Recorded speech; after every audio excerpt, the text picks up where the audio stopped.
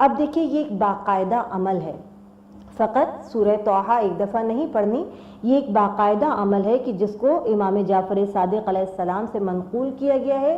और बड़े बड़े उलमा ने लिखा है कि न सिर्फ रिश्तों की रुकावट को दूर करने के लिए बल्कि बड़ी बड़ी हाजात को पूरा करने के लिए भी सूरह तौहा एक मुजर्रब अमल है। किस तरीके से मुजर्रब अमल है? उलमा लिखते हैं कि टोटल 800 मरतबा लफ्ज़ तौहा पढ़ना है। लफ्ज़ तौहा, पूरी सूरह तौहा नहीं, 800 मरतबा सूरह लफ्ज़ तौहा पढ़ना है।